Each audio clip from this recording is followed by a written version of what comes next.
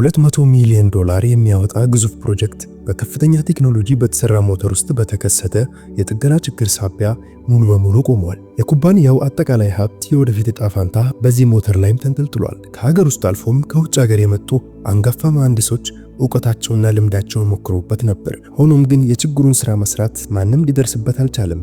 እንዲህ ባለ የጭንቀት ውድቀት ውስጥ የኩባንያው ወጣት የጽዳት ሰራተኛ ሞተሩን የማስተካከል እምነትና ብቃት እንዳለው በድፍረት ይናገራል።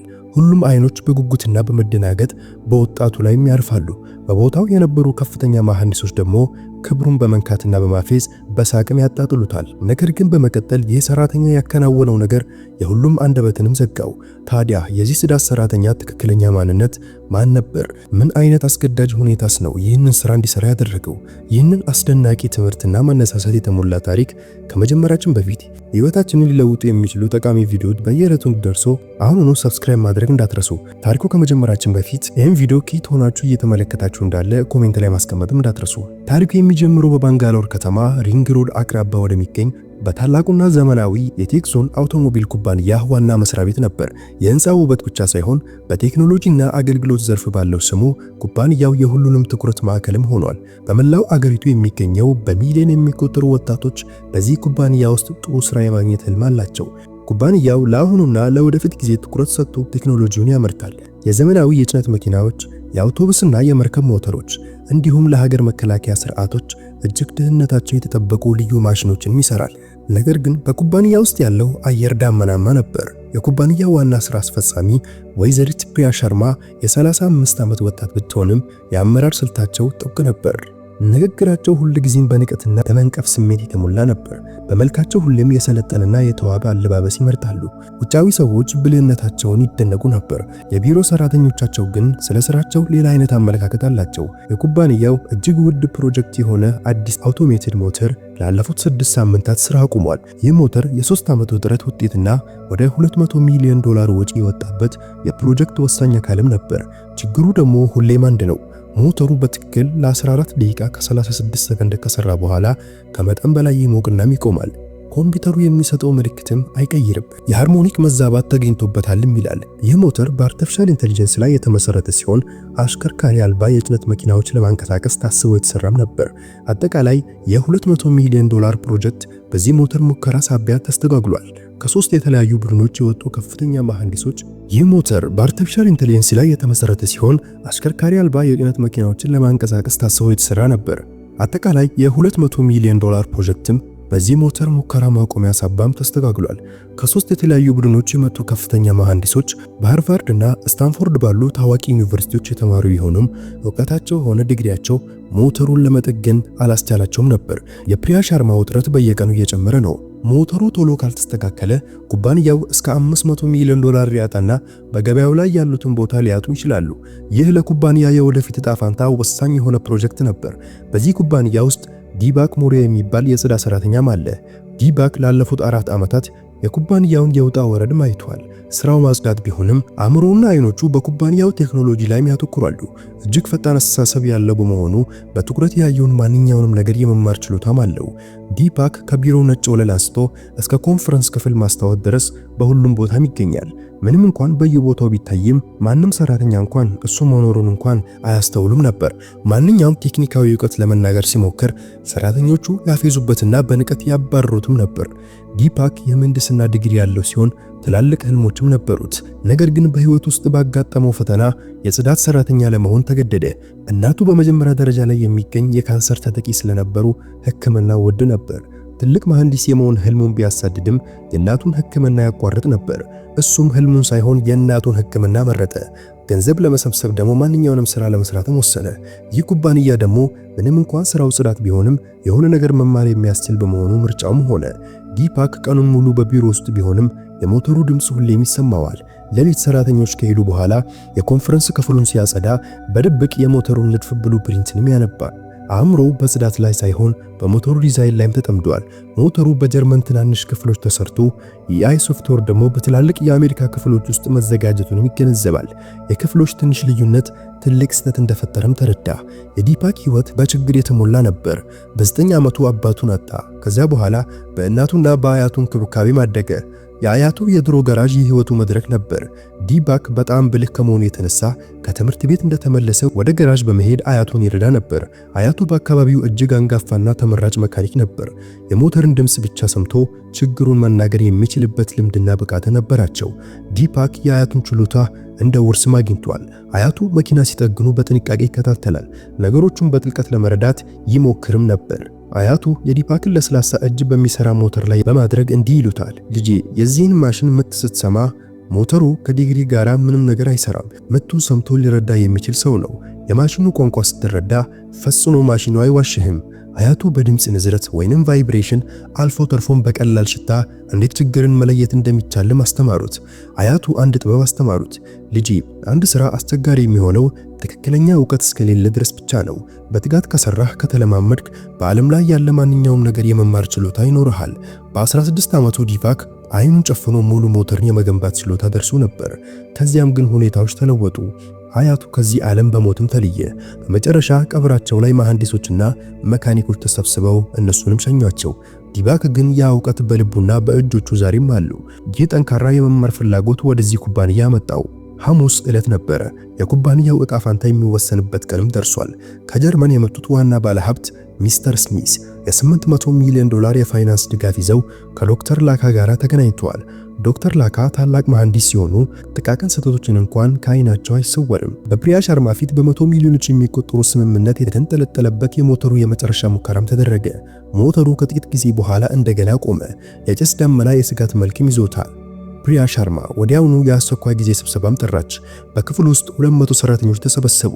ፕሪያ በፍርሃት በተሞላ ድምፅ ሞተሩ አልሰራም፣ ወጪዎች ይቀንሳሉ፣ የማንፈልጋቸው ሰዎች አሁኑኑ ከስራ ይባረራሉም አለች።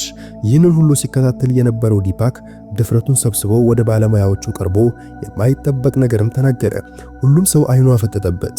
ዲፓክ እጁን ከፍ አድርጎ ማም ስህተቱ በሶፍትዌር ላይ ሳይሆን የሞተሩ ንዝረት ወይንም ሃርሞኒክ ፍሪኩዌንሲ በትክክል አለመዘጋጀት ላይ ይመስለኛልም አላት። 200 ሰዎች በአንድ ጊዜ ፊታቸውን ወደ ዲፓክ አዞሩ። ሚስተር ስሚዝ እና ዶክተር ላካም በግርምት ወደፊት ዘነበሉ። የፕሪያ ሻርማ ቁጣ ከቀን ወደ ቀን እየጨመረ ነበር። ፕሪያ በሁሉም ፊት ዲፓክን ለመዋረድ በማፌዝ እንዲህ አለች፣ አይ ይህንን የጽዳት ሰራተኛ ተመልከቱ፣ የምህንድስና ዕውቀት አገኘ ማለት ነው። ታላላቅ መሐንዲሶች ሊጠግኑት ያልቻሉት ማሽን አንተ እንዴት ልጠግን ትችላለህ ማለችው። በቦታው የነበሩ አንዳንድ ሰራተኞች በንቀት ሲመለከቱት፣ ሌሎች ግን እንዴት ይህን ያህል እንዳወቀም ተገረሙ። ፕሪያ እንደገና በመበሳጨት አንተ ደደብ፣ ይህም ሞተር ምን ያህል ውድ እንደሆነ ታውቃለህ? ገራጅ ውስጥ የሚጠገን ተራ ነገር አይደለም። ምንም ዕውቀት ሳይኖርህ እንዲህ ከምትናገር ዝም በላ አለችው። ዲፓክ በሙሉ በራስ በመተማመን ማም እባክሽ አንድ እድል ስጪኝ፣ የሞተሩን ዋና ችግርም ደርሽበታለሁ ሲል ተማጸነ። ዶክተር ላካ የዲፓክ የጸና እምነት አይተው ጣልቃ ገቡ። ይቁም ወይዘሪት ፕሪያ፣ ይህ ሰው እድል ሊሰጥ ይገባል ብለን እናስብ። ምናልባት ይሳካለት ይሆናል። ሌላ አማራጭም የለንም። ከሱ የተሻለ መሐንዲሶች ሞክረው አልቻሉትም። የሱን ሐሳብም እስኪ እንመልከት አላት። ከህዝቡም አው እድል ይሰጠው የሚል ድምጽም ተሰማ።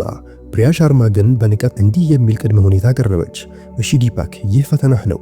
ይህ $200 ሚሊዮን የሚያወጣ ሞተር በ2 ሰዓታት ውስጥ ማስተካክለው። ከተሳካልህ ወዲያውኑ ከፍተኛ መሐንዲስ ትሆናለህ። ካልተሳካልህ ግን ስራህን ብቻ ሳይሆን ለዘላለም ከዚህ ህንጻ ትባረራለህ። ያኔ ደግሞ ምን ያህል ውድቀት እንደሆነ ለዓለም ሁሉ እኔ ገልጻለሁ አለች። ዲፓክ ፊት ላይ ምንም ፍርሃት አልነበረም። ፕሪያም ይህንን ፈተና በሶሻል ሚዲያ በቀጥታ እንዲተላለፍ ማዘዘች። ዲፓክ የአያቱ ድምፅ በአእምሮ ውስጥ ማስተጋባ። ሞተሩን እንዲያስነሱትም ጠየቀ። ዲፓክ በጸጥታ ቆሞ የሞተሩን ድምፅ በትኩረትም ያዳምጣል። ዶክተር ላካ ወደሱ ቀረቡና አንተ ወጣት ሆይ በእርግጥ ይህንን ማድረግ ትፈልጋለህ? አለው። የወደፊት ህይወትህ አደጋ ላይ ሊሆን ይችላል ሲልም ጠየቀው። ሙሉ ህይወቴን የሞተር ድምፅ እየሰማሁ ነው ያደግኩት። ይህ ሞተር ችግሩን እየነገረን ነው፣ እኛ ግን በትክክል እሱን ማዳመጥ አልቻልንም። ዶክተር ላካ ራሳቸውን ነቀነቁ። አሁን በፊታቸው ላይ ሰላም ታይቷል። ይህ ወጣት ማንም ሊረዳው ያልቻለውን ነገር ሊያደርግ ይችላል ብሎ ማሰበ። ዲፓክ ወደ ሞተሩ ተጠጋና እጆቹን በብረቱ አካሉ ላይ አድርጎ አይኖቹንም ጨፈነ። መጀመሪያ ላይ ሁሉም እየተወነ ነው ብለው እያሰቡ ነበር። ነገር ግን ዶክተር ላካ የዲፓክ ፊት ገጽታ እየተቀየረ መሆኑን አስተዋለ። የሞተሩ ምት በትክክል እየሰማውም ነበር። ዲፓክ በቁም ነገር AI ሲስተሙ ትክክል ነው፣ ነገር ግን የሌለ መካኒካዊ ችግር ለመጠገን እየሞከርን ነው። ወደ ሚስተር ስሚዝ ዞሮ ጠየቀ። ሰር፣ ይህ ሞተር በትናንሽ የጀርመን ክፍሎች ነው የተሰራው። አዎ፣ ይሄ የAI ሶፍትዌር በአሜሪካ የተዘጋጀ ነው አለው። ዲፓክ ወዲያውኑ ችግሩ እዚያ ነው። በጀርመን በአሜሪካ ክፍሎች መካከል በጣም ትንሽ ልዩነት አለ። የAI ሶፍትዌሩ የሚጠብቀው ምት የተለየ ነው፣ ነገር ግን የሞተሩ ክፍሎች ያንን ትዕዛዝ ማክበር አልቻሉም። ሁሉም ቃና በትንሹ የተዛባ ነው ሲልም ገለጸለት። ሞተሩ እንደገና ቆመ። ዲፓክ ሞተሩን እንደገና አስጀመሩት። በዚህ ጊዜ ፍጥነቱን ቀስ በቀስ ትጨምራላችሁም አላቸው። ዲፓክ በፍጥነት እየጨመረ ሲሄድ የሞተሩን ድምፅ ንዝረት በጥልቀት መረዳትም ጀመረ። ዲፓክ ድምፁን ከፍ አድርጎ በ2800 RPM ላይ ስሙ። እዚህ ንዝረት ላይ ችግር አለ። የሞተሩ ክፍሎች ደህና ናቸው፣ ግን የAI ዳሳዎች የተሳሳተ ንዝረት ነው የሚያነቡት። መሐንዲሶች የኮምፒውተሩን ስህተት እየፈለጉ ነበር። ችግሩ ግን የሞተሩ ዜማ ነበር። ዲፓክ ወደዛ ማሽን ወደሚገልጹት መጽሐፎችም አመራ። ዲፓክ ችግሩን ሙሉ በሙሉ ተረድቶ ነበር። በሙሉ በራስ በመተማመን ወረቀቶቹን አንስቶ በጀርመን ትናንሽ ክፍሎች የተሰሩት የሞተር ክፍሎች በጣም ትክክለኛ ናቸው። የአሜሪካ AI ሲስተም ግን ትንሽ የላላ አሰራርን ነበር የሚጠብቀው። ይህች ትንሽ አለመጣጣም ነው ሞተሩን ያቆመችውም አለ። ቪሻል ራስቶግ የተባለ ከፍተኛ መሐንዲስ ዲፓክ ትክክል መሆኑን በድጋሚ በማጣራት ሲረዳ ፊቱ በመገረምም ተሞላ። ሚስተር ስሚዝ ከተወሰነ ምርመራ በኋላ ራሳቸውን ነቀነቁ። ይህ የጽዳት ሰራተኛ አልነበረም፣ እጅግ በጣም ጥሩ መሐንዲስ ነበር። ዶክተር ላካ በጉጉትም ጠየቁ። እሺ፣ ዋናው ችግር አግኝተሃል፣ አሁን እንዴት ነው የምናስተካክለውም አሉት። ዲፓክ ፈገግ ብሎ አይጨነቁ፣ መፍትሄውም አለ። ከሁሉም በላይ ደግሞ ውድ የሆነ ሶፍትዌር ወይም አዳዲስ የአካል ክፍሎች አያስፈልጉም፣ ምንም አይነት ከፍተኛ ወጪም የለም አላቸው። ዲፓክ ወደ መሳሪያ ማስቀመጫ ሄደና የሆኪ ፑክ የምትመስል ትንሽ የብረት ዲስክ አውጥቶ ማመጣ። ለሁሉም እያሳየ ይህ የሃርሞኒክ ንዝረት መቆጣጠሪያ ነው፣ ዳምፐር ይባላል። ሞተሩም ሆነ AI ትክክል ናቸው። የሚያስፈልጋቸው የጋራ ቋንቋቸው የሚያቃናጭ ነገር ብቻ ነው። ይህች ትንሽ ዲስክ የንዝረት ልዩነት ታገኛለች፣ በሁለቱም መካከል ቅንጅትና ሚዛንም ትፈጥራለችም አለ። የፕሪያ ሻርማ ኩራት ሙሉ በሙሉም ተሰበረ። ምን አለች? ይህ የ2000 ሩፕ ወይንም $40 የማሽን ክፍል በሚሊዮን የሚቆጠሩ ችግርን ይፈታል እያልክ ነው አለችው። አብደሃል እንዴ አለች። ዲፓክ በተረጋጋ ድምፅ ማም፣ ምርጥ መፍትሄዎች ሁሉ ጊዜ በጣም ቀላል ናቸው ሲል መለሰ። ከዛም ዲፓክ የሞተሩን አንድ ክፍል ፈቶ ዳምፐሩን በውስጡ ማስገባትም ጀመረ። ስራውን በምን ያህል ጥንቃቄና ብቃት እንደሚሰራ ሁሉም ሰዎች አደነቁ። ዲፓክ በ12 ደቂቃ ውስጥ ዳምፐሩን በሞተር ውስጥ በንጹህ አስገብቶ ክፍሎቹን ሙሉ አገናኘ። ከዚህ በኋላ ዲፓክ ለጥቂት ሰከንዶች ያህል ሞተሩ ፊት ለፊት ቆመ። እጆቹን አጣምሮ አይኖቹን ጨፍኖ በልቡ ጸለየ። ልክ ከአያቱ በረከት እየጠየቀ ይመስልም ነበር። አይኖቹን ከፈተና በቁም ነገር ሞተሩ ለሙከራ ዝግጁ ነው አለ። እሷ የሰጠችው 2 ሰዓት ቢሆንም እሱ 1 ሰዓት ከ47 ደቂቃ ሆኖ ነበር። ዲፓክ ያደረገው ነገር በሶሻል ሚዲያ በቀጥታ ይተላለፍ ነበር። በቦታው የነበሩ ሰዎች ሁሉ ሞተሩን አሁን በጥሩ ሁኔታ ይሰራል ወይስ አይሰራም ብለው በጉጉት ይጠባበቁ ነበር። ዶክተር ላካ ሞተሩን አስጀምረው አለ። ክፍሉ በሙሉ በዝምታ ተዋጠ። ቁልፉ ዞሮና ሞተሩ ሲጀምር በድምፅ ላይ ያለው ለውጥ ግልጽ ነበር። ድምፁ ጥልቅና ለስላሳ ንዝረት ነበረው። በስክሪኑ ላይ ቀይና ቢጫ መብራቶች ሳይሆን አረንጓዴ መብራቶች ብቻ ነበሩ። የሙቀት መጠኑም ትክክል ነበር። የዶክተር ላካ አይኖች በደስታ በሩ። በ40 ዓመቴ እንደዚህ ንጹህ ንባብ አይቼ አላቅም።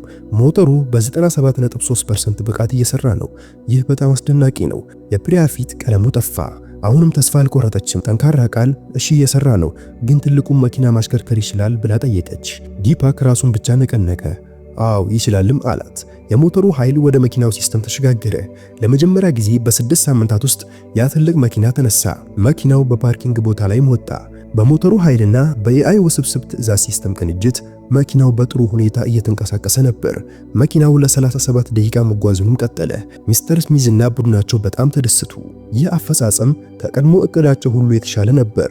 ሞተሩን እንዲያጠፋ ሲጠይቅ በክፍል ውስጥ ያሉ ሁሉ የእፎይታ ተንፋሾችም ተነፈሱ። የ6 ሳምንታት ውድቀት በ1 ሰዓት ከ47 ደቂቃ ተፈታ። በአንድ የጽዳት ሰራተኛ እጅ ወደ ትልቅ ስኬትም ተለወጠ። ዶክተር ላካ ወደ ዲፓክ ቀርበው እጃቸውን ሰጡት። መርዳትህና መፍትሄ በጣም ጥሩ ነበር፣ አያትህ ቢኖሩ ይኮርብህ ነበርም አለው። ሚስተር ስሚዝ ወዲያውኑ አወጀ። የእኛን ኢንቨስትመንት በ20% እየጨመረ ነው፣ ግን አንድ ቅድመ ሁኔታ አለን። የአውሮፓ ሞተር ቡድናችንን ሚስተር ዲፓክ ሞሪያ እንዲመራልን እንፈልጋለንም አለ። ዶክተር ላካ ያለምንም ማመንታት ዳያግኖስቲክ መሐንዲስ አደረጉት። ደሞዙ በ3 እጥፍ ጨመረ። የኩባንያው አክሲዮኖችም ተሰጡት። ዲፓክ በደስታና በስኬት ስሜት አይኖቹ እንባ ማቀረሩ። ዲፓክ አሁን የጽዳት ሰራተኛ አልነበረም፣ የኩባንያው እጅግ አስፈላጊ መሐንዲስም ሆኗል። ፕሪያ ሻርማ መስኮት አጠገብ ብቻውን ቆማ ነበር። የቀጥታ ስርጭት አሁንም እየሄደ ነበር፣ ነገር ግን ሰዎች አሁን በእሷ ላይ ቁጣቸውን ይገልጹ ነበር። በሁለት ሳምንታት ውስጥ ሁሉም ነገር ተለወጠ። የቦርድ አባላት የፕሪያን አመራር ጠየቀ። ዲፓክን ስታዋረድ የላከችው የድሮ ኢሜሎች ማስረጃ ሆኑ። ፕሪያ ሻርማ ከዋና ስራ አስፈጻሚነት ቦታ ወረደች። የስትራቴጂ አማካሪ ብቻ ሆኑ። ደሞዟን በእጅጉ ቀንሷል። ትላልቅ ውሳኔዎችን የማድረግ ስልጣንም ተነጥቃለች። የዲፓክ ህይወት ሙሉ በሙሉም ተለወጠ። አዲስ ቢሮ፣ አዲስ መኪናና ከሁሉም በላይ ደግሞ ክብር ማገኘ። ኩባንያው አዲስ ደንብ ማወጣ። ከዚህ በኋላ የእያንዳንዱ ሰራተኛ አስተያየት ምንም ይሁን ምን በየትኛውም ቦታ ቢሆን በትኩረት ይታያል። የዲፓክ ትኩረት በአገሪቱም ተሰራጨ። የኩባንያው አክሲዮን በ15% ጨመረ። ከ6 ወራት በኋላ ዲፓክ አሁኑኑ ከጀርመን መሐንዲሶች ጋር አብሮ እየሰራ ነበር። የእናቱ ሕክምናም ተጠናቋል። በቤት ውስጥ የአያቱ ምስልና የድሮ ዲፕሎማም አሁንም አሉ። ነገር ግን አሁን አዳዲስ ሽልማቶችም ተጨምረዋል። አንድ ቀን ፕሪያ ሻርማ በለስላሳ ልብስ ለብሳ የድሮ ኩራቷን አስወግዳ ወደ ዲፓክም ቀረበች። በትህትና ዲፓክ ይቅርታ ጠይቃለሁ፣ እንዳንተ መሪ መሆን መማር እፈልጋለሁም አለች። ዲፓክ የአያቱንና የእናቱን ትምህርት ማስታወሰ። ለሁሉም ሰው እድል ሊሰጠው ይገባል የሚለውን ነበር። ዲፓክ መለሰ፣ የማሽኑን ምት መስማት ብቻ ሳይሆን የሰዎችንም ድምፅ መስማት መማር አለብሽ አላት። ፕሪያም ፈገግ አለች። እንግዲህ ችሎታ፣ ልምድና ጥሩ ስነምግባር እንዴት ትዕቢትና ኩራትን እንዳሸነፈ ተመለከትን። እውነተኛው ዕውቀት በትልቅ ዲግሪ ሳይሆን በልብና በአእምሮ መርዳት ውስጥ ነበር። ይህ ታሪክ እናንተን ካነሳሳችሁ ይህን ቪዲዮ ላይክ እና ቻናሉን ሰብስክራይብ ማድረግ እንዳትረሱ። ቪዲዮውን ከየት ሀገር እየተመለከታችሁ እንደሆነ ኮሜንት ላይ ማስቀምጡልኝ። በሌላ ቪዲዮ እስከምንገናኝ አሰላሙ አለይኩም ወራህመቱላሂ ወበረካቱ።